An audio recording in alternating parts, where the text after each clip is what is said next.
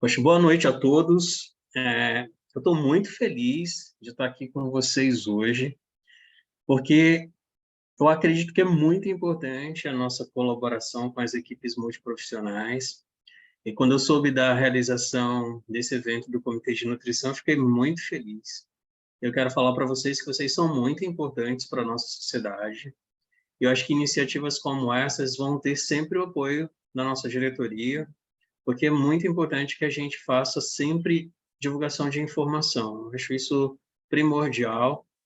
E quantas vezes eu estou atendendo pacientes e a mãe fala assim para mim: doutor, o que que eu faço para subir essas plaquetas? Doutor, o que que eu faço para aumentar esses leucócitos? As mães têm uma necessidade muito, mas muito grande de ter uma orientação por um profissional adequado para isso. Eu acho que, certamente, ainda pediatra, ainda com formação de dizer, essa papinha aí, isso não é suficiente. É muito importante a colaboração de vocês realmente, de fato, estarem muito mais próximas do tratamento dessas crianças. E, mais uma vez, eu queria agradecer imensamente por vocês estarem como comitê de nutrição tomando essas iniciativas e que elas se reproduzam, e vocês têm todo o apoio da gente. E eu tenho certeza que esse evento de hoje vai ser mais uma prova de que essa aproximação ela tem que ser cada vez maior, tá bom? Então, quero parabenizar todas vocês que estão aí dentro do comitê de nutrição, especialmente aí na figura da Juliana Navarrete e das outras colegas que estão juntas com você, Juliana. Muito obrigado mesmo e tenhamos aí um bom evento. Obrigado pelo convite também. Poxa, doutor Levi, super obrigada por ter aceito o convite e pelas palavras. Acho que todas aqui ficamos muito felizes e, realmente, a gente está disposta a fazer um trabalho para estarmos próximos como equipe para cuidar das crianças cada vez mais. E hoje é um dia especial, né? Hoje é o Dia Nacional de Combate ao Câncer Infanto-Juvenil. Escolhemos a data a dedo para a gente conseguir fazer o evento. E ele foi montado com muito carinho para a gente dar os primeiros passos no que a gente está montando, né? A gente tem uma equipe interna montando isso mais próximo, com a mão na massa, mas todo mundo vai estar convidado, vocês vão ouvir muito mais sobre os próximos passos daqui para frente. Legal. Então, agora a gente... Pode falar. Não, e bem lembrado, essa tarde eu acho que eu tive uma sequência também de participação em entrevistas pelo Dia Nacional de Conscientização do Câncer Pediátrico. Acho que eu estava numa tempestade de informações com isso, que eu também foi muito bem feita a sua lembrança. Acho que a data realmente é muito importante. Tá bom. Doutor, o senhor está convidado a acompanhar, mas também quiser se retirar para descansar, a gente superentende, né? A gravação vai estar disponível depois no canal da Suboc. E, mais uma vez, super obrigada por estar com a gente, por ter topado aí um convite. Eu vou ficar um pouquinho, eu só tenho uma próxima reunião às 8, então eu vou ficar ainda por aqui para poder aproveitar um pouco o simpósio de vocês. Obrigado. Então, tá bom, muito obrigada. Bom, gente, vamos dar início às atividades. Eu chamo a Karen para falar. Karen, pode se apresentar e iniciar sua aula, por favor. Boa noite, pessoal, tudo bem? Queria agradecer a presença de todos. Eu vou compartilhar a minha tela antes de começar.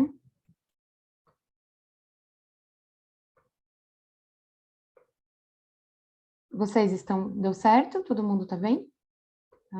Estamos vendo. Sim. Então. Bom, então, hoje vou começar aqui a primeira palestra. Vou falar com vocês hoje sobre a importância da nutrição na saúde da criança com câncer. É um imenso prazer estar com todos aqui hoje. E a boa nutrição, ela proporciona ao organismo do indivíduo um bom estado de saúde. E é por meio de uma alimentação saudável, uma alimentação equilibrada, que a gente consegue atingir essa boa nutrição.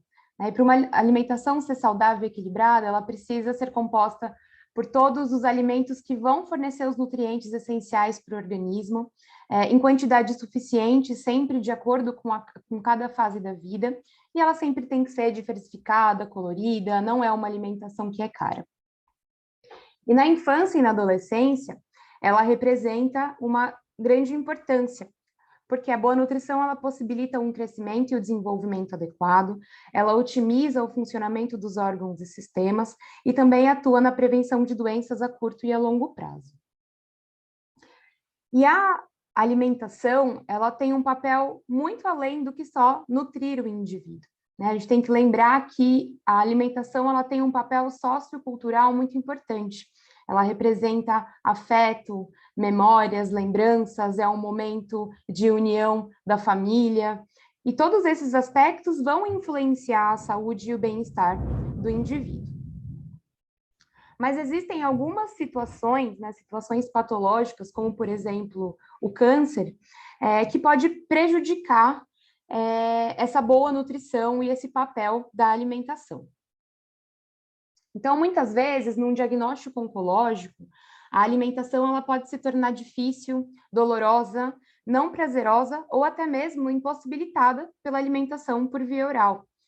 Como a gente pode ver aqui, esse é um caso de rabdomiossarcoma parafaríngeo, então é um tumor que acomete a cavidade oral e que vai impossibilitar, por exemplo, a alimentação por boca.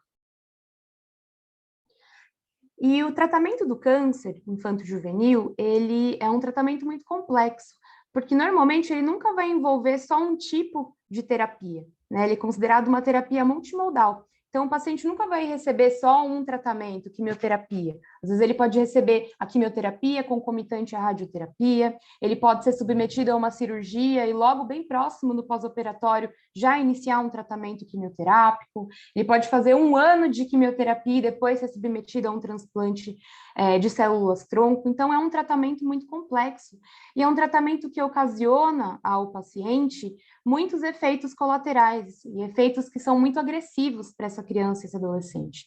Então, o paciente pode cursar com náuseas, com vômito, com diarreia, má absorção, dificuldade, redução do apetite, mucosite, que são lesões que podem acometer a boca até o ânus, redução do paladar. E todos esses sintomas, justamente por ser uma terapia multimodal, eles nunca vão vir isolados, né? Normalmente esses sintomas são todos combinados, o que vai ter uma interferência direta na alimentação e, consequentemente, na boa nutrição desse indivíduo. Então, uma criança com câncer, ela está em vulnerabilidade nutricional. Mas antes da gente entrar nesse ponto, eu acho que é importante relembrar um pouquinho alguns conceitos sobre o metabolismo e o gasto energético total. Então, o metabolismo de uma criança e um adolescente saudável, ele é influenciado por fatores ambientais, fatores hormonais, sexo, idade e também o estado nutricional. E o gasto energético de uma criança saudável, ele é composto pela taxa metabólica basal, pela termogênese induzida pela dieta, pela atividade física, né? E esses 3 fatores também acontecem em adultos e idosos, mas crianças e adolescentes, eles têm o fator crescimento.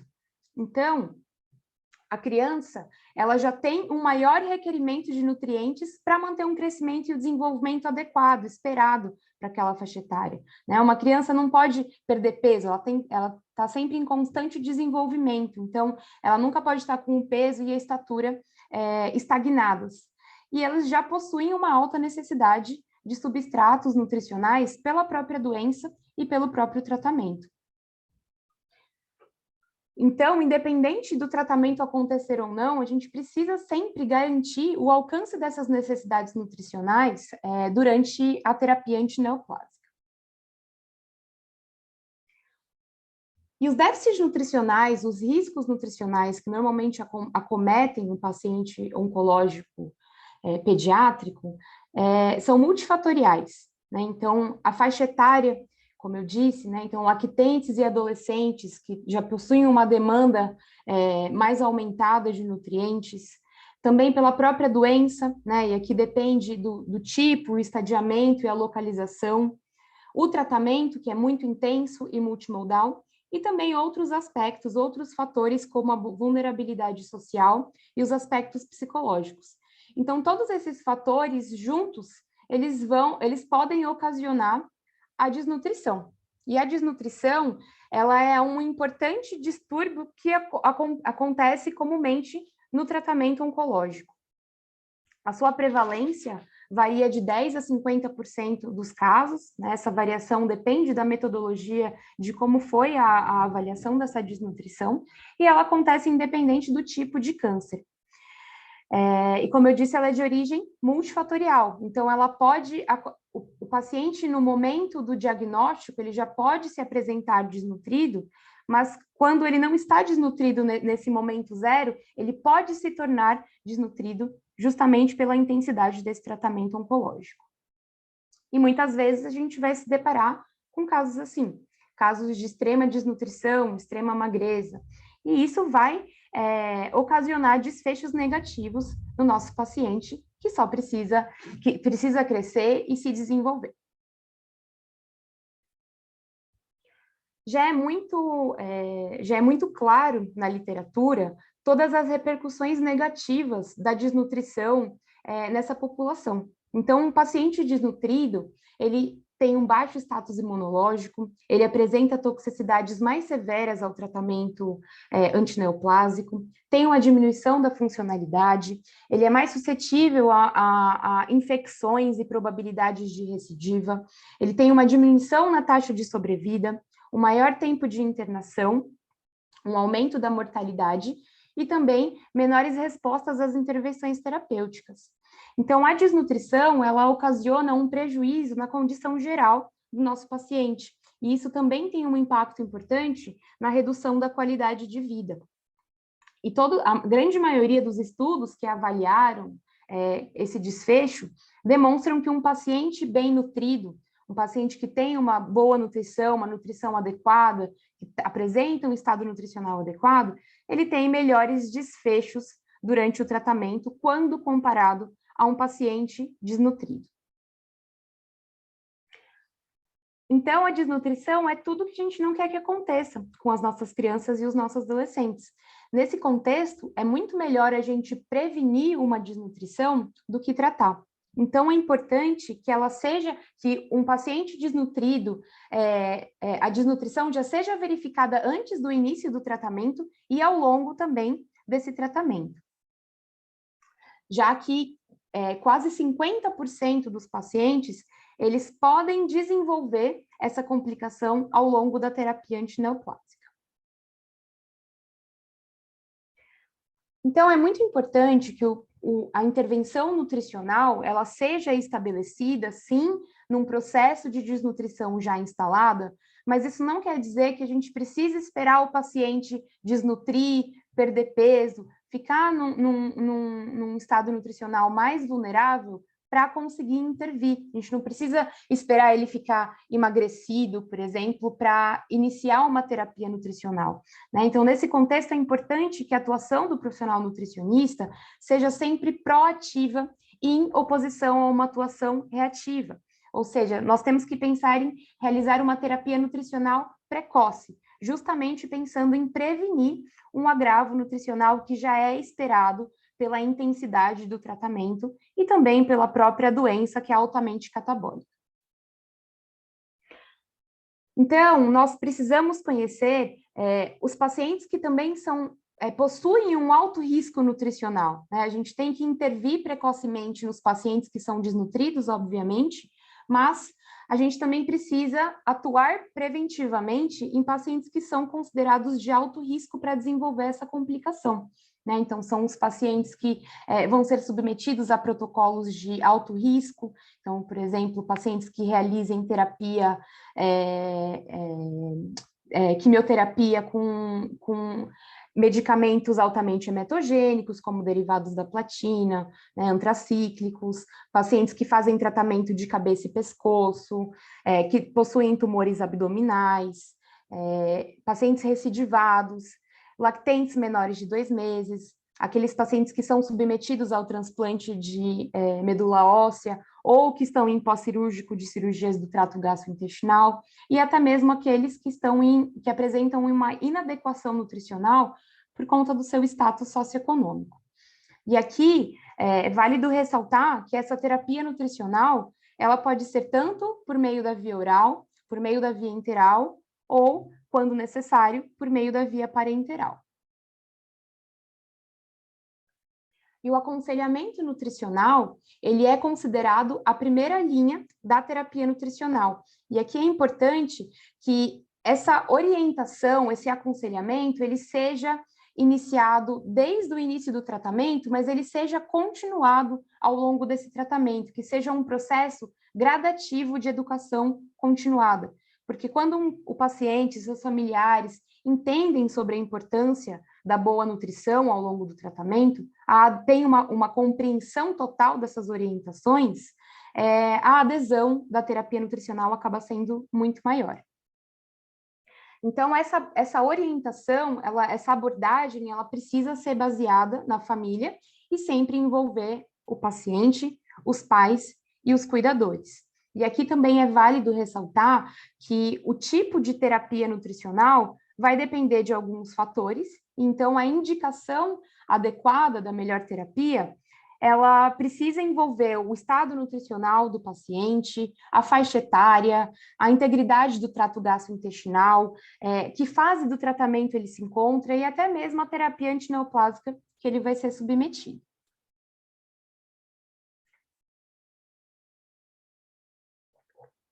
E é por meio do acompanhamento nutricional que a gente vai conseguir garantir a boa nutrição dos nossos pacientes.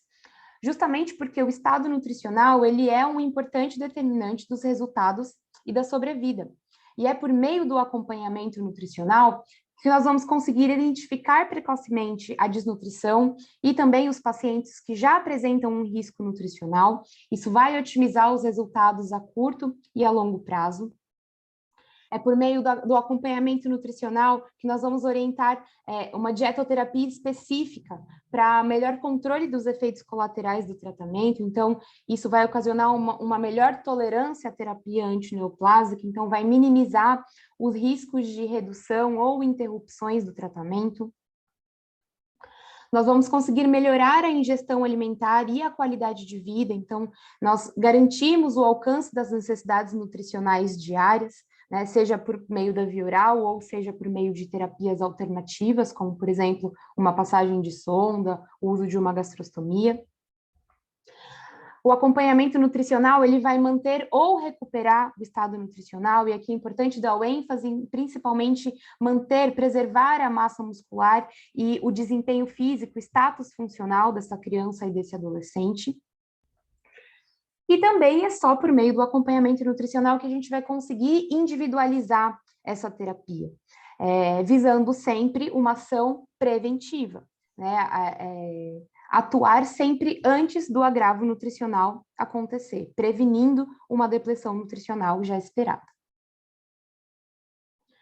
Então, como considerações finais da minha apresentação, eu queria dizer que é muito desafiador lidar com a população oncológica pediátrica, justamente porque esses pacientes, essa população, ela é muito heterogênea. Então, dentro da oncologia pediátrica, nós vamos nos deparar com algumas particularidades, né? Particularidades da própria faixa etária, do próprio diagnóstico oncológico e do tratamento antineoplásico empregado e também os seus possíveis efeitos colaterais. Mas todos esses pacientes, eles têm um fator em comum. Todos eles estão em fase de crescimento e de desenvolvimento. Então, o acompanhamento nutricional, ele vai propiciar a boa nutrição, que é tão importante, é tão relevante durante o tratamento, a terapia anticâncer.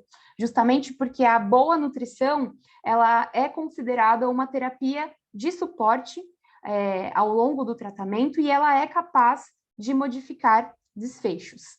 Então, é importante todo um envolvimento do profissional nutricionista ao diagnóstico, durante o tratamento e após o término do mesmo. Então, eu queria agradecer a presença de todos, e eu queria deixar como uma mensagem final aqui da minha apresentação, que é muito melhor a gente prevenir do que remediar. Então, nós, como profissionais nutricionistas, precisamos atuar de uma maneira proativa, preventiva, para garantir a boa nutrição e melhores desfechos para as nossas crianças e os nossos adolescentes. Era isso que eu tinha para passar hoje para vocês. Pessoal, muito obrigada. Vou parar de compartilhar aqui a minha tela. Fantástico, Karen. Super obrigada. Pessoal, a gente vai até abrir, talvez, para perguntas um pouquinho mais para o final, né? A gente quer fazer um evento mais dinâmico, né? Um pouco mais rápido, uma apresentação do que a gente está fazendo. Então, qualquer dúvida, podem segurar um pouquinho para o final, ou quiserem mandar aqui no chat, depois a gente responde no particular para vocês, tá bom? Agora é a vez da Vanélia, que já foi a minha referência e hoje é uma grande amiga e uma colega aqui junto no comitê para a gente seguir nesse caminho juntas. Oi, Ju, obrigada pelo carinho. Eu nem sabia desse segredo.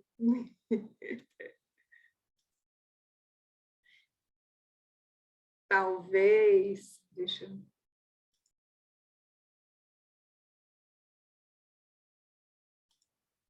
Foi, né? Foi, Vá. Talvez porque eu já esteja um pouquinho aí, já algum tempo mais aí no mercado, digamos assim. Bom, mas deixa primeiramente assim agradecer e dizer que eu estou muito contente de estar aqui hoje, porque hoje é um dia importante, né? Acho que importante para a gente, que é um dia bastante significativo para quem trabalha na oncologia pediátrica, né? Então, todas as comemorações, seja o Setembro Dourado, seja o dia 23 de novembro, de combate ao câncer, eu acho que a gente que está trabalhando não tem como a gente não se envolver, não se importar com isso. Então, deixa eu me apresentar para quem não me conhece. Eu sou nutricionista lá na pediatria do INCA, estou lá desde 2012. Antes, passei uma temporada em São Paulo, trabalhando lá no Hospital Boldrini. Então, já vem um tempinho aí, junto com a oncologia, e desse meio que a gente se conhece. Bom, vamos começar. Eu queria primeiro parabenizar aí a Karen, adorei, Karen, muito obrigada. Acho que muito do que algumas coisas que eu vou falar aqui, a gente vai aproveitar aí todo esse conteúdo que a Karen trouxe em termos de importância da nutrição, né? Então, vou resumir um pouco mais a minha fala quando chegar nesses tópicos, né? Eu acho que, primeiramente, vou começar a minha apresentação considerando o dia de hoje, que eu acho que é importante a gente, enquanto profissionais que estamos na assistência à criança com câncer, a gente entender que a gente também está inserido dentro de um panorama político aí que vem acontecendo ao longo dos últimos anos, né, em relação à prevenção e controle de doenças crônicas, principalmente o câncer, e onde o câncer infantil acaba se destacando aí em algum momento, numa dessas reuniões aí da ONU, lá pela importância de que todos tenham acesso, todas as crianças tenham acesso aí ao tratamento e ao cuidado. Então, acho que é dentro desse contexto aí que a gente vai pensar um pouquinho, né? E dentro deste cenário, a Organização Mundial da Saúde começa uma iniciativa aí global contra o câncer infantil. Então, essa iniciativa em todo o mundo, e principalmente com foco nos países de baixa e média renda. E 2021, a implementação dessa iniciativa aqui na América Latina e no Caribe, onde inclui aí, onde nós, Brasil, estamos incluídos, enquanto algumas de nós aqui nesse grupo tivemos o prazer de estar participando. Então, qual o objetivo dessa iniciativa? É que, na verdade, a finalidade dela é alcançar uma sobrevida aí acima de 60%. E, para isso, o objetivo é que a gente ofereça serviços de qualidade às crianças com câncer. Então, priorizar, né, o atendimento das crianças a nível aí global, regional, nacional. Então, dentro deste contexto, o alcance dessa sobrevida é porque ela tem sido bastante diferente aí no mundo. Né? Aqui, para vocês verem esse panorama geral aí, a gente tem os países de alta renda aí com mais de 75% de chance de cura, enquanto os países de média e baixa renda aí, em torno não passa de 25%. Então, geograficamente, essa é uma preocupação da sobrevida, né? E que são doenças que têm uma probabilidade de cura muito grande, porém, e que, dependendo do espaço físico onde essa criança esteja, ela pode não ter a oportunidade de ser tratada. Então, no Brasil, a nossa sobrevida está em torno de 64%, e aqui eu trago os últimos dados aí do INCA de 2016, para vocês verem que, mesmo dentro do nosso país, a gente tem essa diferença aí nessa sobrevida, um pouco menos na região norte, um pouco mais na região sul. E nós sabemos que alguns fatores são, né, de impacto nessa sobrevida, principalmente a dificuldade do acesso ao tratamento, atraso do diagnóstico, subdiagnóstico, abandono de tratamento, entre outros, mas a má nutrição está lá. Né? Então, acho que a Juliana reforçou isso bastante de tudo que leva a contribuir com a má nutrição, e a gente fala má nutrição extremos da condição nutricional, desnutrição e obesidade, que isso tem um impacto importante aí nessa sobrevida. E aí eu peço licença aqui para mostrar para vocês os dados da minha tese, que mostrou exatamente isso, que aqueles pacientes assim, que tinham uma desnutrição mais severa, mais grave, eles tiveram uma sobrevida menor do que aqueles que tinham uma desnutrição mais moderada ou até mesmo eutrófico. E isso a gente também percebeu e que vem corroborar com essas informações da sobrevida, que quando a gente estratificou por região, a gente também viu que a região norte ela tinha uma sobrevida menor quando comparada com as outras regiões aí, do Brasil. Então, trazendo aí para a nossa assistência nutricional aí na prática clínica, né? A gente tem assim alguns, acho que temos informações aí, temos consenso, tanto de oncologia como de transplante, enfim. E agora, mais recentemente, o guia de atenção nutricional para o câncer pediátrico, que é sobre ele que a gente vai falar um pouco mais aqui, que é um material novo aí, material fruto desse trabalho da OPAS com a OMS, que foi dessa iniciativa global aqui na América Latina. Que tudo isso vem trazer, gente, na verdade, informações para que a gente possa, a nível aqui nacional, né, a gente conseguir ter a mesma prática profissional em todas as nossas regiões. Então, para que a gente possa unificar o nosso atendimento, para que possamos atender com qualidade e equidade todas as crianças dentro desse nosso universo de oncologia aqui no Brasil.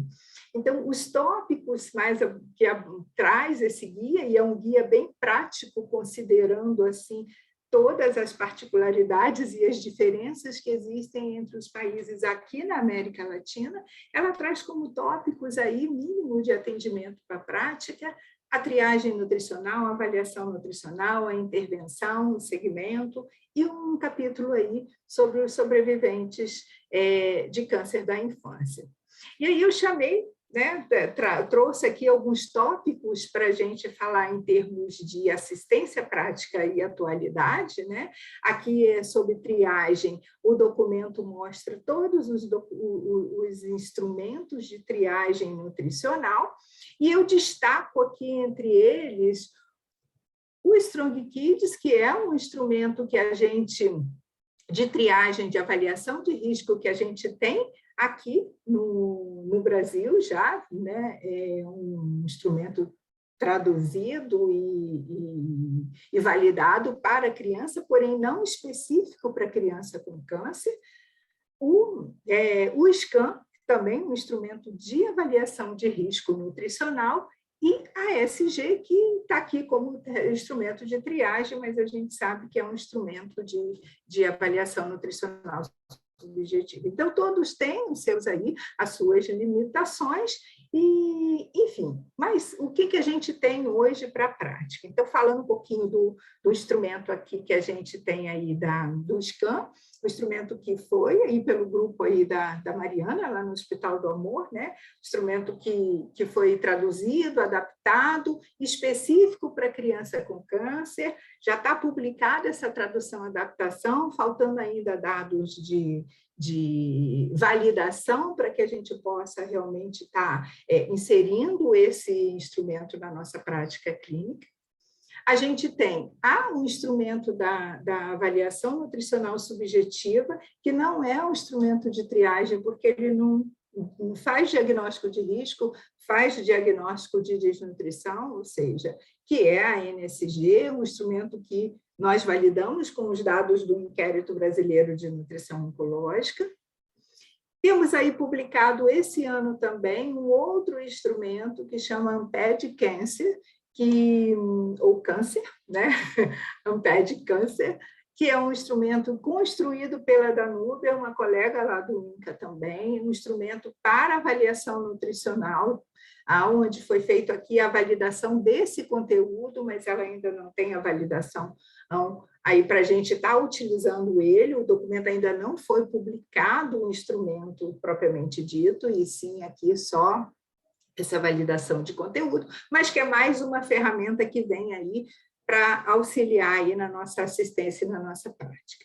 Bom, em termos de avaliação nutricional, o instrumento traz aí antropometria, bioquímica, clínica e dietética, ou seja, um universo que a gente conhece de outros consensos, mas aí eu chamo a atenção aqui para vocês para a antropometria, o quanto que ela traz de prático, né? Que é a avaliação pelos pontos de corte da RU, a adequação do peso e a circunferência média do braço, né? A circunferência do braço, que é uma medida simples, ou seja, acessível a todos, independente assim, das dificuldades que se tenha de avaliação nutricional, um instrumento muito fácil de utilizar, que é só com uma fita métrica, né? E que vem trazendo resultado muito importante, inclusive no inquérito a gente encontrou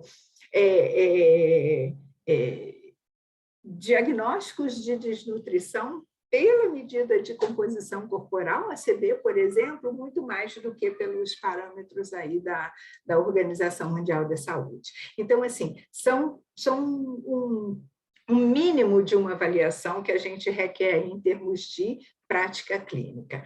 O exame físico, especialmente aqui, eu chamo a atenção pela importância que ele tem, que a gente pouco tem o hábito, às vezes, de estar fazendo, mas que chama muita atenção. E a presença de sinais e sintomas aí, como uma avaliação clínica, é extremamente importante. Bom, no tópico intervenção nutricional, o que o guia traz para a gente? A orientação nutricional como a educação alimentar como a primeira orientação de intervenção, a primeira medida de intervenção, e a Karen falou muito bem sobre isso, né? Então, essa orientação de uma alimentação mais eficaz é extremamente importante, porque isso modifica todo um cenário ali dessa condição da alimentação dessa criança, e isso pode ser, às vezes, o suficiente para que a gente não precise de outras medidas, às vezes mais invasivas e mais custosas, né? Em termos de intervenção oral, o uso de suplemento, dieta hipercalórica com aumento da densidade calórica, consumo de proteína acima de 1 grama, e não especificamente assim outras informações em termos de recomendação, né? Para intervenção por via sonda, via interal, o que o documento traz? Traz que uma ingestão inadequada, ou seja, menor que 60%, em 10 dias seria indicado aí essa sonda, e a parenteral aí também ele traz como ingestão oral, seja oral ou via sonda menor que 60%. A gente tem outras recomendações aqui, talvez um pouco mais definidas do consenso, né, em relação à suplementação, como oral menor que 75%, e aí a gente foi um pouco mais rigoroso nessa recomendação em relação a fazer uma intervenção mais precocemente possível, né, 3 a 5 dias. A interal também, quando não é possível alcançar por via oral a recomendação, isso fica inferior a 60%, também de 3 a 5 dias, e a parenteral aí em possibilidades da via, ou quando a gente não alcança essas metas por vias posteriores. Bom, e aí, já estou quase aqui finalizando, mas só para mostrar aqui para vocês,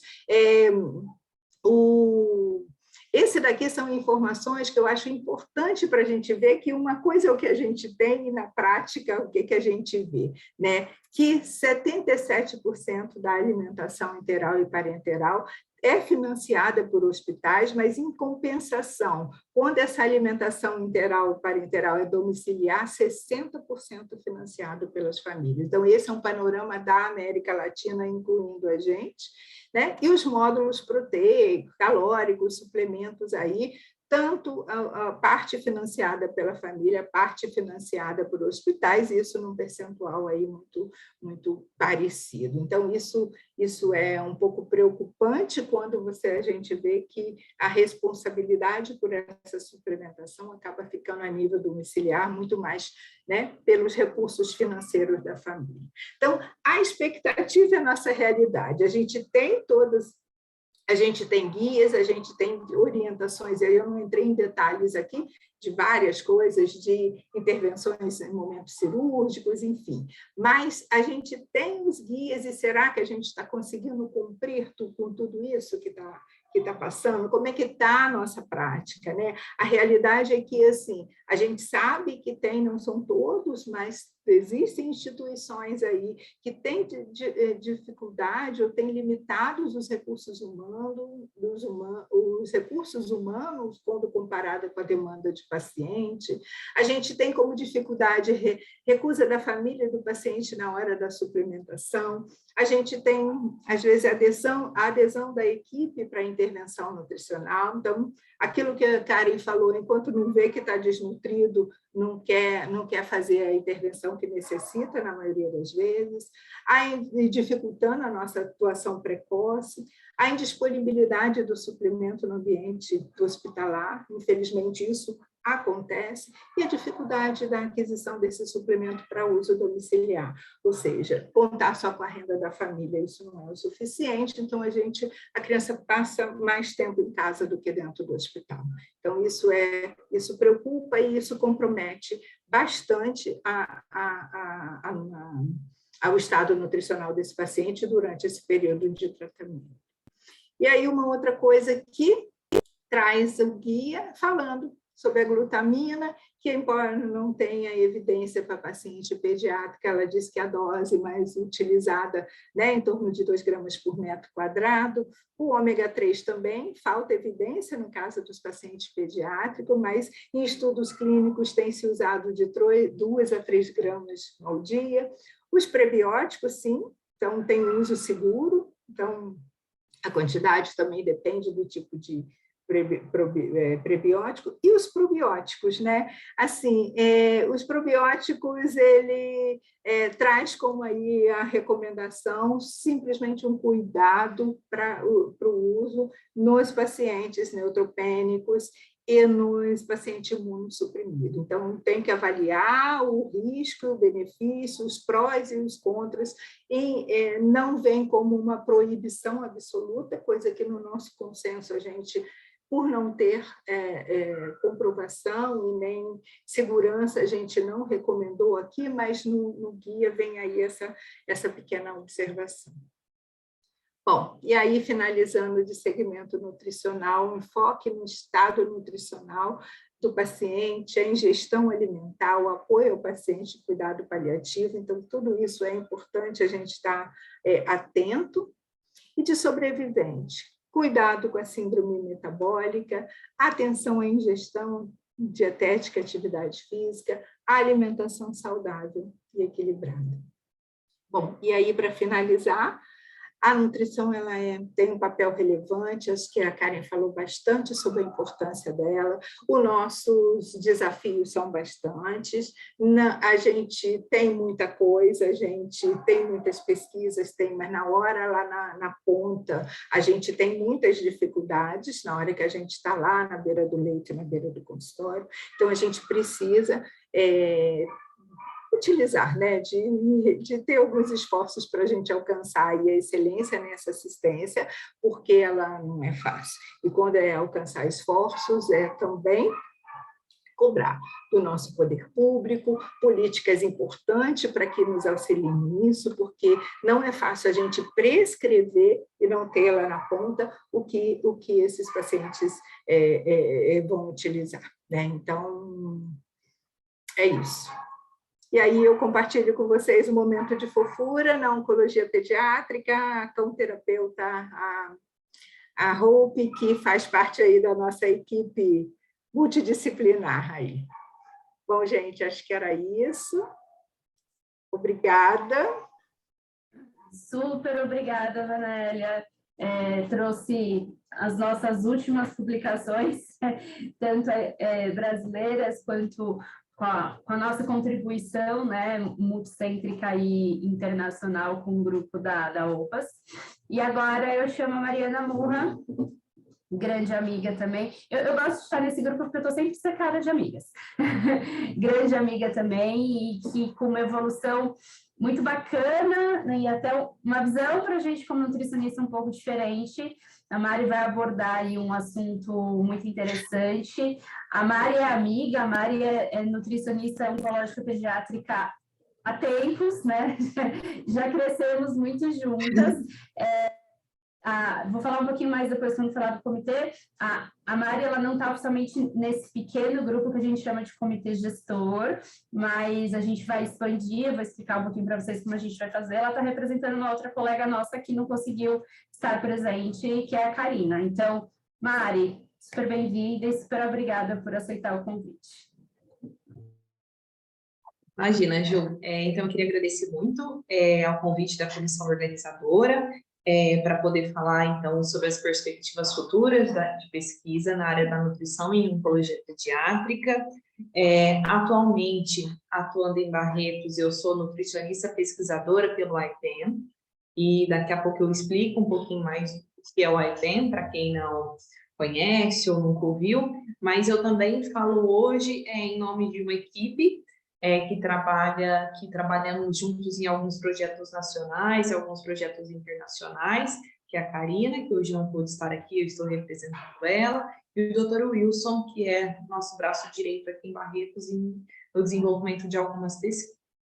Então, para introduzir, para a gente poder falar um pouquinho aí da oncologia pediátrica, vale a pena a gente lembrar que é muito diferente a trilha do processo de diagnóstico de doença de um paciente pediátrico, de um paciente adulto e de um paciente idoso. E sempre me frustrou muito o número de publicações que eu encontrava quando eu comparava. Então, quando eu comparava o que eu achava do paciente adulto versus do paciente pediátrico oncológico. E vale lembrar que o paciente pediátrico não é aquele adulto pequeno. Então, ele tem complicações a curto, médio e longo prazo. Eu brinco sempre que esse paciente pediátrico ele tem complicações e ele vive o tempo todo em um cabo de guerra. Então, a gente não pode deixá-lo desnutrido, também não pode ganhar muita gordura corporal, e tem todo o tratamento e os fantasmas das complicações do tratamento. Então, por isso é tão importante a gente manter e se esforçar para ter as pesquisas no âmbito pediátrico, oncológico, para que a gente consiga, então, entender o que acontece e futuramente nos nortear aí para melhores intervenções. E quando eu coloquei alguns buscadores, nos incentiva bastante entender quais são que o número de publicações vem aumentando. Então, acho que isso é um esforço de toda a equipe do comitê nacional e de outros apoios internacionais também. Então, hoje já temos um número maior de publicação quando a gente compara com 10, 20 anos atrás. Isso se deve muito ao apoio de algumas instituições. Aqui eu atualmente trabalho hoje, que é o IPEN, que é uma iniciativa internacional para pediatria e nutrição. Então, falando um pouquinho do IPEN, então, a IPEN tem sede na Columbia University, na cidade de Nova York, tem mais de 20 anos de trabalho pioneiro em treinamento nutricional, pesquisa e defesa por meio de um programa de terapias integrativas para países em desenvolvimento. E como o IPEN faz isso? Então, ele cria infraestrutura, treina médicos com uma aclamada equipe, dá suporte global a parceiros internacionais e profissionais, e inclui os principais hospitais acadêmicos e de pesquisa em todo o mundo.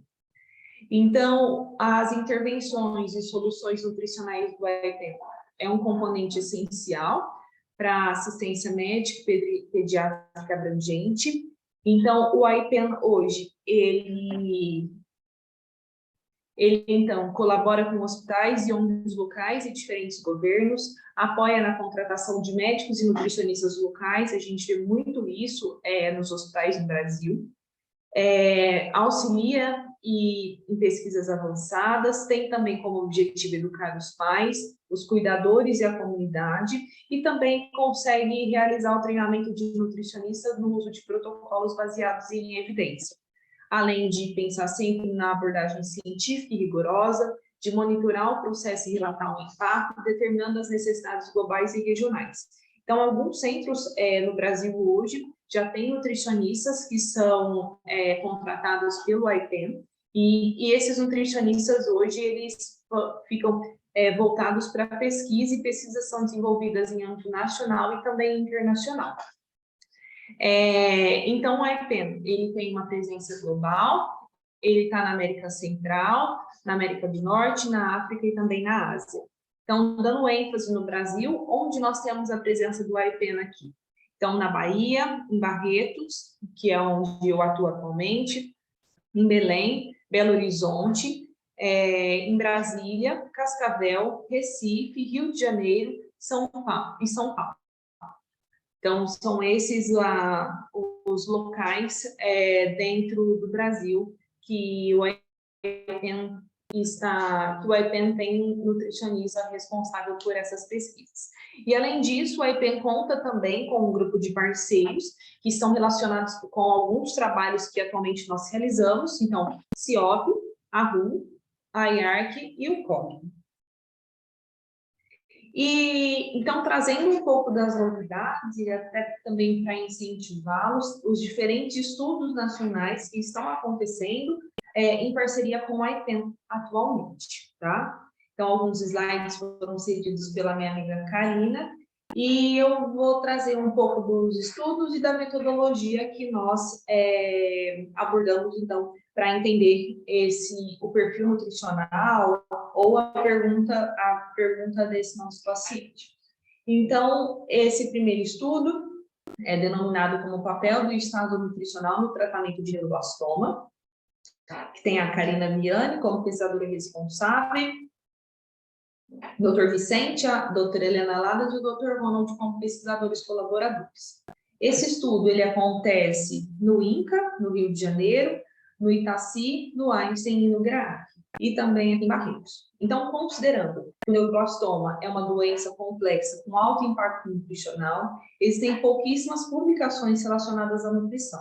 E, normalmente, a gente pensa no estado nutricional atrelado ao protocolo médico de tratamento.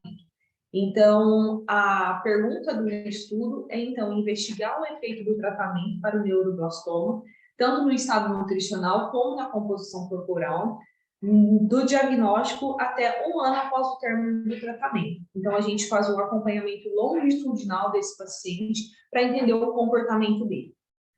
O comportamento tanto da composição corporal como do estado nutricional. Além disso, nós temos como objetivos investigar aí a associação entre o estado nutricional e o número cumulativo de toxicidades e novas infecções, investigar a associação entre o estado nutricional, sobrevida, recaída da doença e também o custo do tratamento, investigar o status sérico de vitamina D durante e após o tratamento, investigar as variações da qualidade de vida relacionada à saúde durante e após o tratamento e também analisar a qualidade da dieta. Então, o desenho do estudo é um estudo prospectivo de coorte, os pacientes incluídos é uma amostra por conveniência, pacientes diagnosticados com neuroblastoma de alto e altíssimo risco.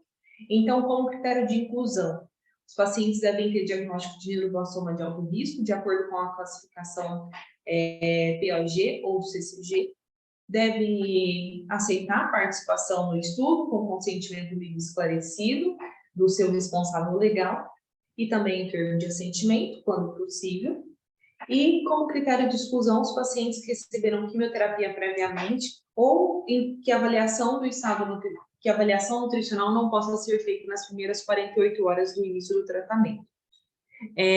Nos diferentes hospitais, tem 2 protocolos diferentes, então tem o protocolo Neuro 12 e tem o protocolo CCG, mas com o objetivo, então, de análise longitudinal ao diagnóstico, durante a quimioterapia, antes do início da rádio, antes da cirurgia, antes do transplante, antes do início, pós-transplante e antes do ácido retinóico e pós-tratamento.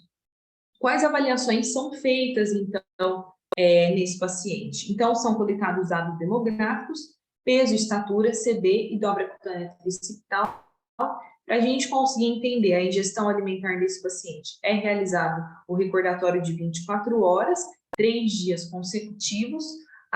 Nós coletamos, então, a vitamina D em momentos específicos, então, ao diagnóstico, pós-quimioterapia, pós-radioterapia, pós-transplante, pós-ácido retinóico e 1 ano após o tratamento. Além de realizarmos, então, um questionário de qualidade de vida relacionado à saúde.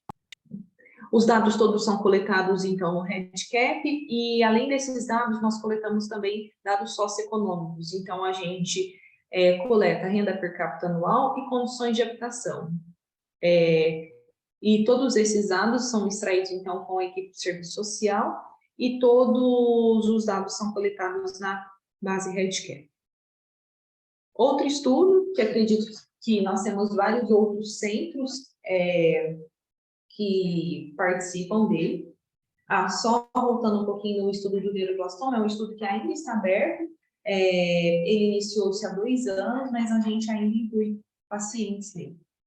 O registro nutricional no Centro Brasileiro é um estudo que iniciou-se em 2020, e nesse estudo, considerando, então, alguns trabalhos que mostram o custo de pacientes desnutridos hospitalizados e o risco que esse paciente pode trazer, tendo aí uma duração maior na sua estadia e também o uso de antibióticos, esse estudo, também uma coorte, ele quer avaliar o uso de antibióticos e o tempo de internação desses pacientes.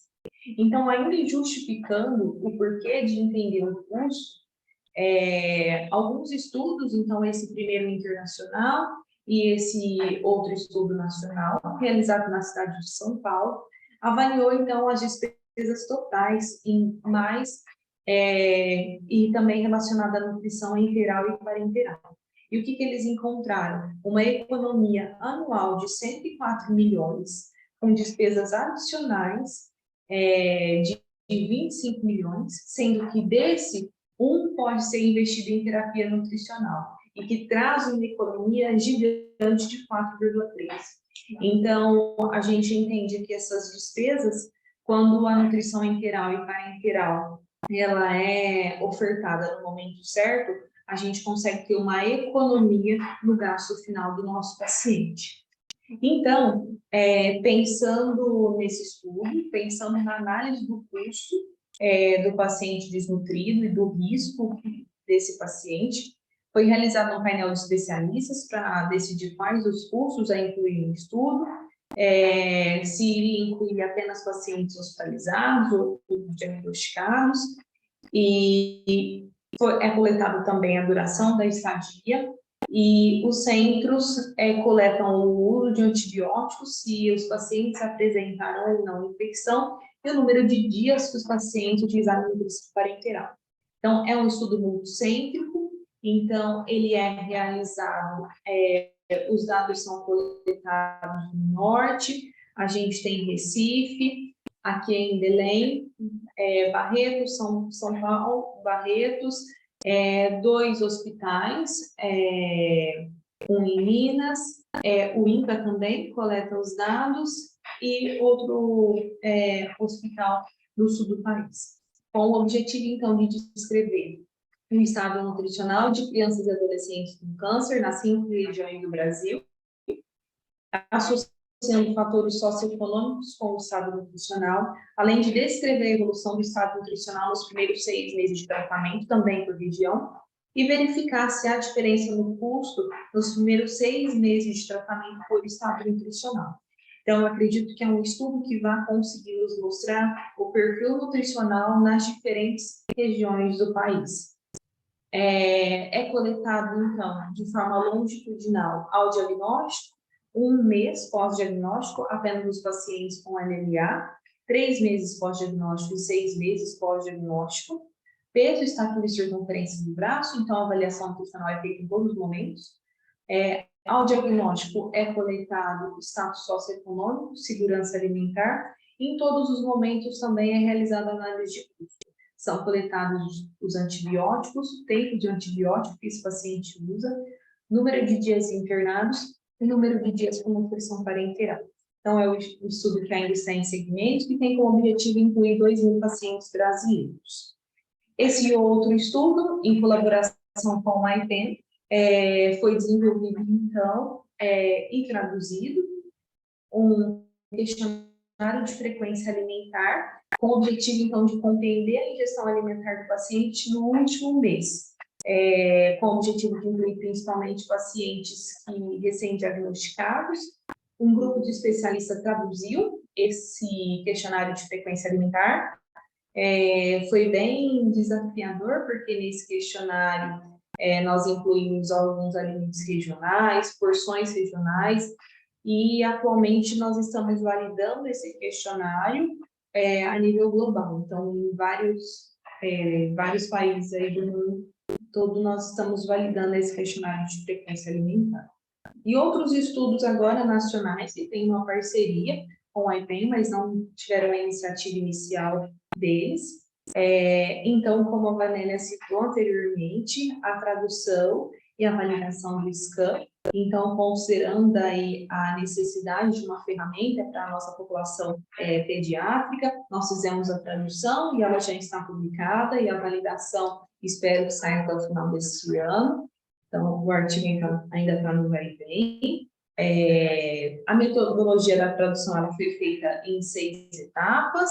Então, vou dar um exemplo aqui da fase 1, onde a gente teve os tradutores que eram professores, eles tinham foram tradutores independentes, eles traduziram do inglês para o português do Brasil, e eles tinham que ter o português como língua mãe. Eles traduziram a versão original. E depois passando, então, pelo comitê de especialista, fazendo a retrotradução, que são todas as fases aí da tradução da ferramenta. Nós fizemos, então, a avaliação pré-teste para entender o grau de compreensão da equipe, dos profissionais de saúde. Então, nós incluímos 37 profissionais de saúde diretamente envolvidos com atendimento oncológico pediátrico, e eles iam avaliar de 0 a 5 qual era a compreensão. Então, houve a necessidade de fazer a troca de uma ou de outra palavra, que tinham significados semelhantes, mas que poderiam ficar mais fáceis para o entendimento tanto dos diversos profissionais quanto futuramente dos familiares. Então, o time de especialistas fez a análise final, E aí houve, por fim, a adaptação dos serviços técnicos para unificar e facilitar a avaliação por diferentes observadores, o ajuste de termos oncológicos, e nós adicionamos uma tabela para facilitar o contexto do tipo de tratamento. Então, aqui a gente tem a tradução da ferramenta SCAN, que já está disponível no artigo, e aqui nós colocamos, então, uma tabela para facilitar o que era classificado câncer de alto risco nutricional e também de baixo risco nutricional. Pensando agora na validação, nós incluímos, então, crianças de 1 a 18 anos, tratados no hospital, que estavam hospitalizados e que foram avaliados em até 48 horas. Como que a gente fez, então, a validação? Nós pegamos a nossa ferramenta, nós comparamos com o que era considerado no momento padrão ouro e recomendado pelas diferentes sociedades, e depois nós, no terceiro passo, nós então pegamos a avaliação nutricional antropométrica e de composição corporal e tentamos aí correlacionar com a SCAN. Então, o artigo está saindo aí. Logo vocês conseguem ter acesso. Agora, pensando também em novas ferramentas para avaliação da composição corporal, então, todos nós da prática clínica, nós já sabemos que o comportamento nutricional e da composição corporal é completamente diferente de um diagnóstico para o outro, e que novas ferramentas e ferramentas de fácil acesso precisam ser desenvolvidas para que a gente consiga, então, entender o comportamento da composição corporal, que a gente também já está cansado de saber que só o peso e a estatura e o IMC podem ser um bons indicativos, mas acho que alguém está com o microfone ligando. Mas nós precisamos aí de ferramentas um pouco mais precisas. Então, nós tivemos, então, como objetivo avaliar a perda de massa muscular usando ultrassom e a antropometria à beira-leito em crianças hospitalizadas no nosso hospital. Foi uma corte prospectiva, foi realizada no nosso hospital. Nós incluímos crianças, então, hospitalizadas. Foi coletado, então, ultrassom do quadríceps femoral em momentos diferentes. Então, no primeiro dia de internação, no terceiro, no quinto, no sétimo dia, e depois a cada 14 dias. 7, 7, 7, 7. O que nós vimos, então? Que a espessura do músculo do quadríceps femoral manteve-se, isso é uma média que eu trouxe para vocês, tá? Manteve-se estável, então, no dia 1, no dia 3, no dia 5, no dia 7, correlacionando aí com a melhora na ingestão alimentar, suplementação no dia temporal, eles tiveram um pequeno ganho na massa muscular, mas a partir do 14º dia de internação, eles tiveram uma perda. Esse dado aqui do dia 21, nós tivemos poucos pacientes que ficaram internados 21 dias, então nós vamos então considerar para publicação até o 14º dia. Então a gente consegue ver que existem outras ferramentas que são fáceis, que o nutricionista pode ser treinado e que pode então sugerir, indicar intervenções clínicas de baixo custo, como por exemplo a utilização de proteína no período da hospitalização. Um outro estudo que a gente está esperando aí a publicação é o psoas e a tomografia. Então, a gente pensa então que o tumor de Wilms é um bom menino, que ele é um tumor com baixa agressão em estado nutricional, e na verdade não é isso que a gente vê. Os pacientes que realizam então o tratamento do tumor de Wilms é um protocolo bem organizado e eles realizam tomografia.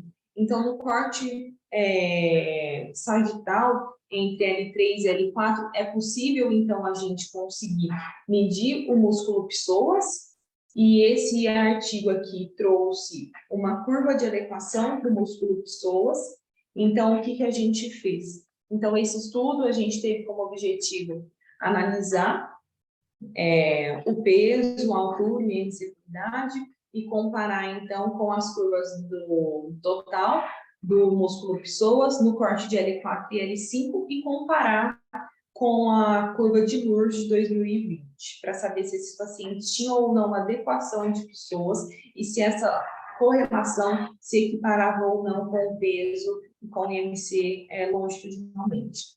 O PSOAS, ele foi avaliado, então, ao diagnóstico, após a quimioterapia e 1 ano após o tratamento.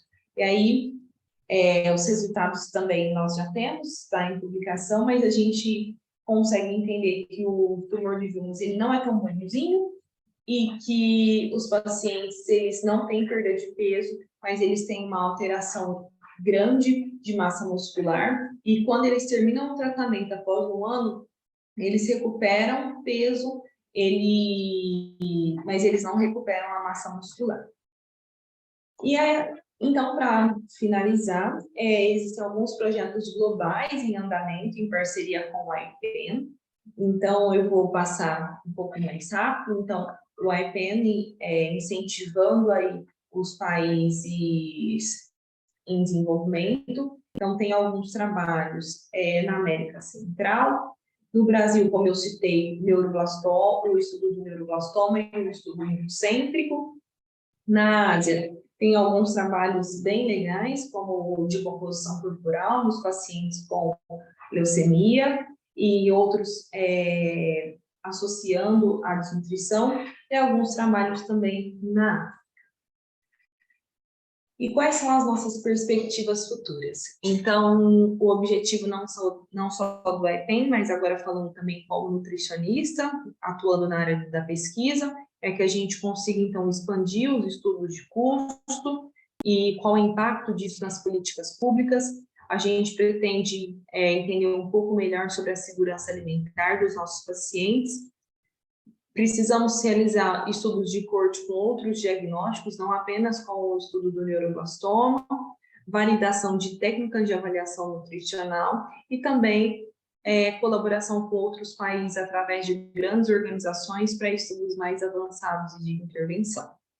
Eu gostaria, então, de agradecer ao IPEN e a toda a equipe do IPEN, em parceria com o Itaci, Barretos e as outras instituições de Barretos, e também ao Hospital de Amor e a nossa equipe. Muito obrigada, à comissão, pelo convite. Obrigada, meninas. Mari, assim, parabéns. Extremamente encantada. Querendo atualizar a aula que eu dou no dia 30, já com os dados, eu sei que você não pode dar os dados, mas fico muito feliz da gente ver essa evolução e destrinchar, né, tipo, por diagnóstico, coisas específicas que a gente tenha para entender por cada diagnóstico. Super parabéns pelo trabalho. Bom, para encerrar, eu vou falar rapidamente. Carol, acho que você precisa liberar eu para... Mari, para de compartilhar, por favor. Agora sim. Pois bem, então essa pessoa que ficou falando o tempo todo agora vai tentar dar um recado breve para vocês. Ih, travou. Vocês estão me ouvindo? Estamos ouvindo, mas não está aparecendo a tela, Ju. Sim, Ele deu uma travada aqui. Assim, travou da forma que eu não consigo sair de nada. Eita.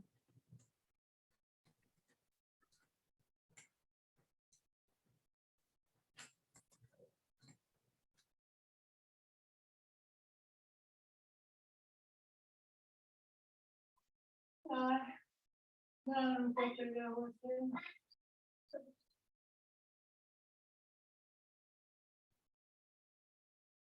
Acho que ela travou mesmo, né? Travei. Ô, Ju, tenta dar 2 cliques na tela.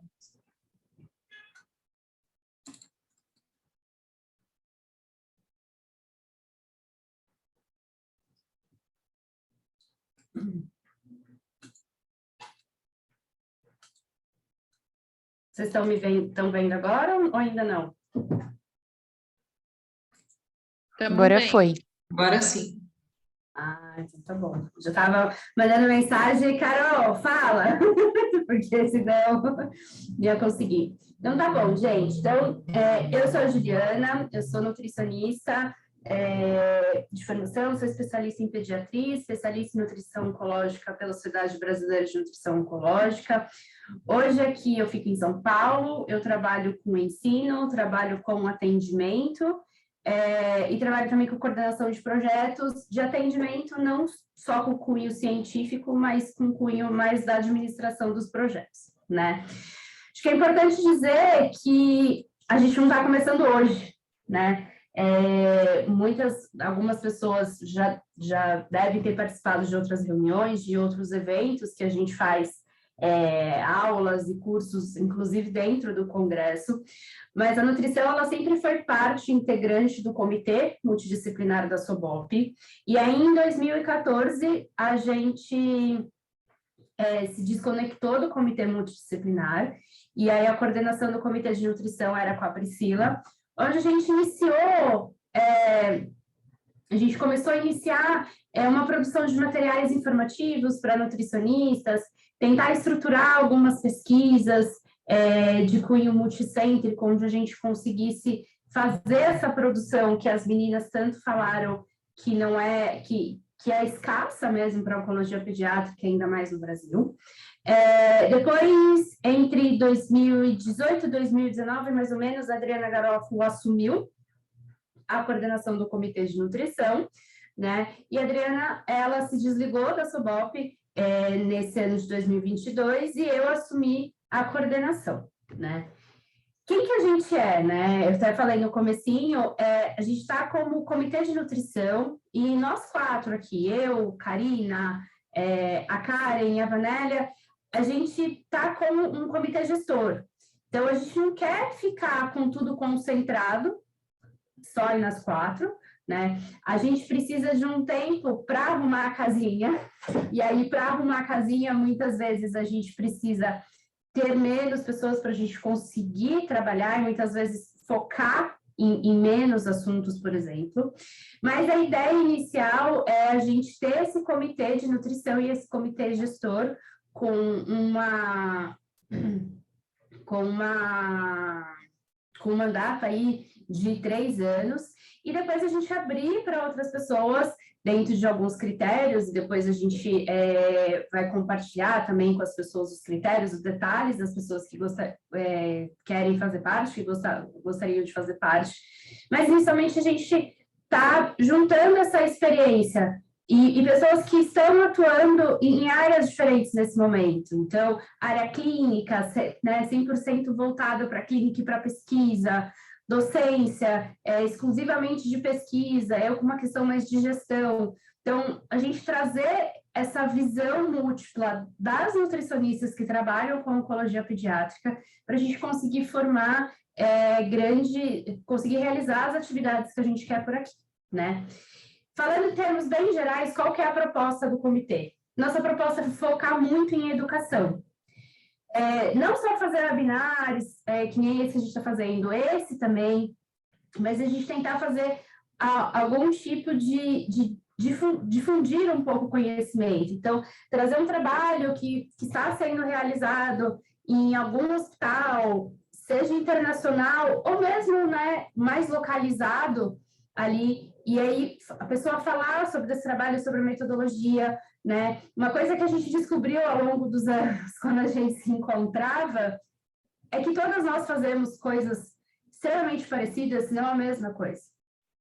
E a gente precisa fortalecer, né? Quando a gente vê a criação de protocolos, por exemplo, a criação, o replanejamento do protocolo de GBTLI de leucemia que a gente tem, né, dentro do grupo da SOBOP, os próprios grupos, por exemplo, de efeitos tardios, né, a Mari faz parte também do grupo de efeitos tardios. Então, é o fortalecimento dessa rede de profissionais.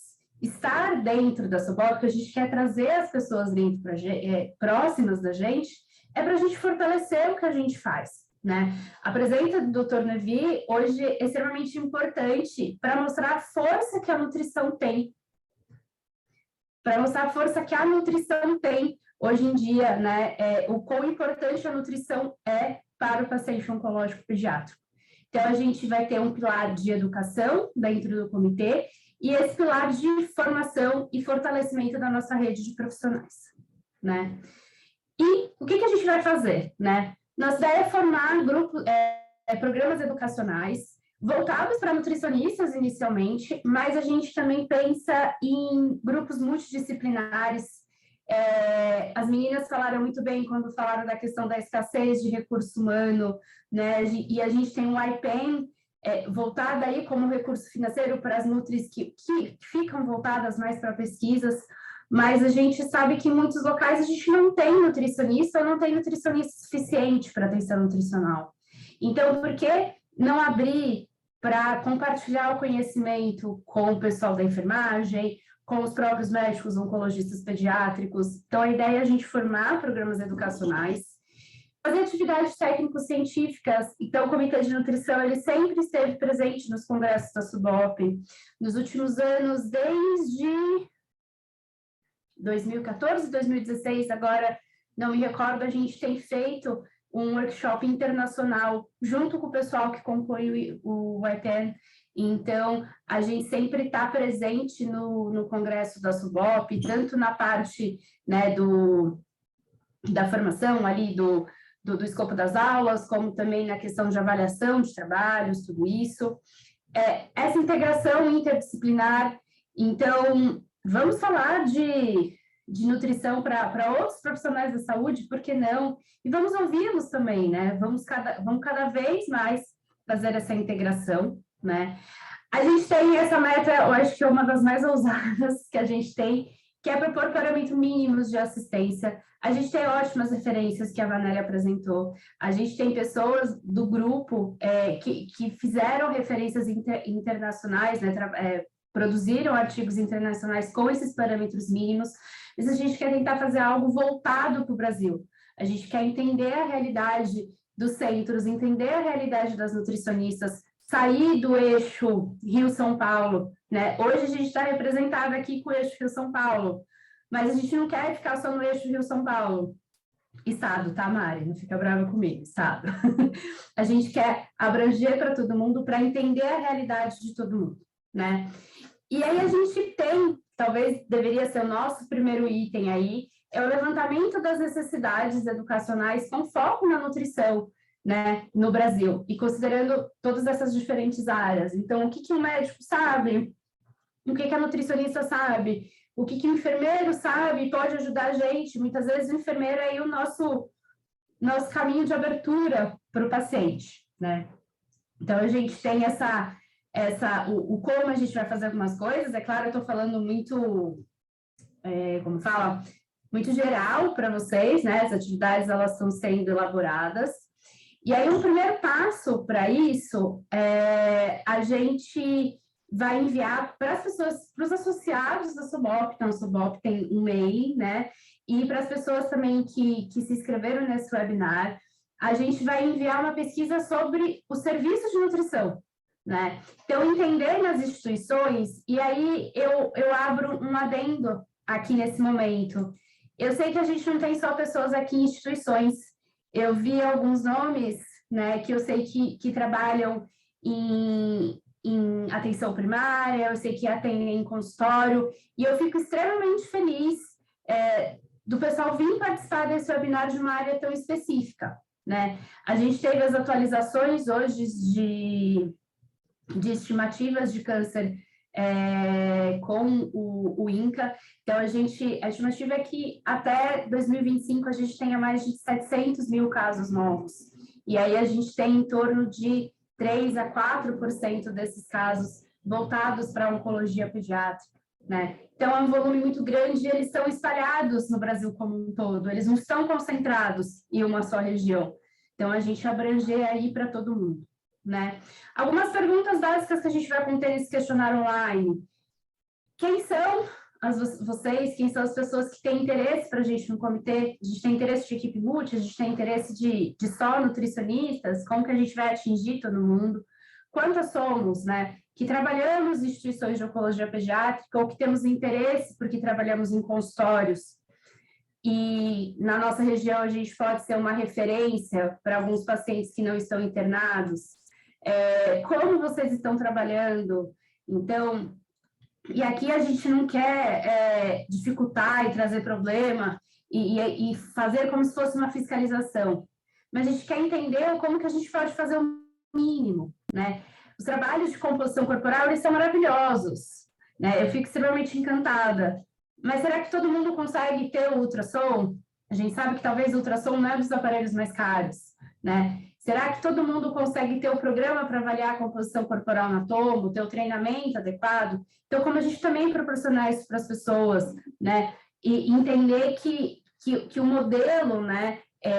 Pode ser muitas vezes a circunferência de braço, e tá tudo bem, a gente consegue, né, modular a terapia nutricional desse paciente como um todo. E como podemos fazer para fazer melhor juntos, né? De novo, a gente não quer fazer só a gente, a ideia não é ficar concentrado só em nós quatro, é a gente abrir, né? Até para após essa pesquisa, deixei só a pesquisa, mas o passo 2 pós-pesquisa é a gente entender essa necessidade e mapear mini grupos dentro do comitê. Então, a gente vai ter um grupo de composição corporal, entendeu? O que a gente pode viabilizar, ou como a gente pode viabilizar, né? A experiência, tanto da Karina quanto da Mari, na estruturação dessas pesquisas internacionais, como esse suporte do IPN. Quando a gente fala de programa internacional, de tudo isso, a gente, de programa educacional, a gente quer também fortalecer ainda mais essa parceria com a IPN. Então, aguardem que todos vão receber esse questionário online para responder. Né? E aí eu falei que a minha fala era rápida, era mais para explicar como que a gente vai cuidar disso tudo aqui. No site da SOBOP, a gente tem uma parte dos comitês e dos grupos cooperativos.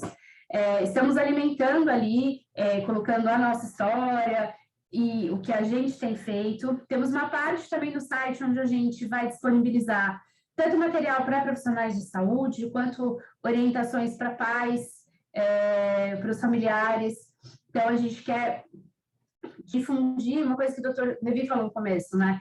Difundir esse conhecimento. Uma das premissas do Dia Nacional de Combate ao Câncer Infantil, de câncer infantil juvenil, é a gente conseguir difundir esse conhecimento na área. Então, os melhores conhecimentos, até para os melhores cuidados, né, com os familiares, é super importante. E algo que a gente está montando com carinho, a SOBOP vai fazer o 18º, Carol, eu acertei? Os números romanos, acertei. O 18º Congresso Brasileiro de Oncologia Pediátrica, junto com o pessoal da Latino-Americano de Oncologia Pediátrica, então o pessoal da SLAOP. O congresso vai ser entre os dias 3 a 6 de maio de 2023, em Florianópolis. A gente está montando um programa muito legal, da onde a gente quer tentar pegar vou colocar assim, todos os níveis de conhecimento para as nutricionistas que trabalham com oncologia pediátrica. Então, também, dentro aí desse formulário que vocês vão receber, a gente vai tentar entender se tem algo que vocês querem saber especificamente para o congresso, para a gente colocar. Então, aguardamos todos vocês, tanto para conhecer os materiais que a gente vai subir até o final do mês, todos eles no site e no congresso. É isso, gente. Acho que eu falei demais. Obrigada, Elione. Ai, que ótimo, uma oncologista. Muito obrigada. A gente fica super feliz quando os oncologistas estão aqui com a gente e fazer essa troca incrível. Oi, Mari. Boa noite. Amei a apresentação de todas vocês, assim, um espetáculo encantador, como você falou.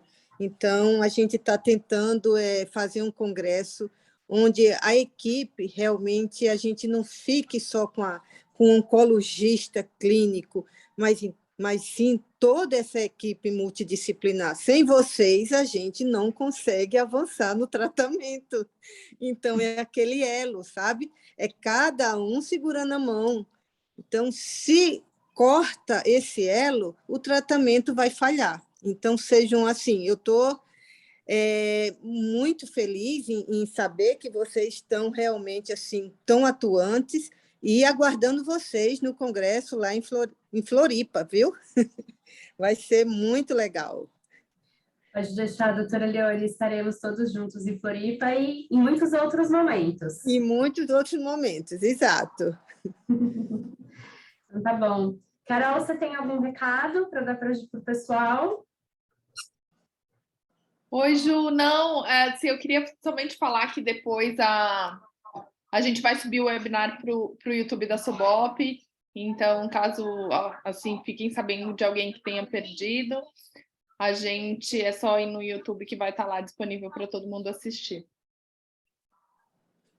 E a gente espera todo mundo no congresso ano que vem, né? De 3 a 6 de maio em Florianópolis. Isso. A gente vai mandar mais informações em breve, né, Carol? Estamos trabalhando Com atualmente para as certeza, para todo mundo informações. responder o questionário. Isso aí. Pessoal, muito obrigada. Mari, Vanélia, Karen, a Karina que vai assistir depois. Pessoal, super obrigada por estarem juntos comigo nesse momento. Carol, super obrigada por sempre também estar do lado da gente. E é isso, gente. Até a próxima. Até a próxima. Boa noite. Tchau, gente. Foi um prazer estar aqui. Boa noite. Tchau, boa noite. Obrigada a presença de todos.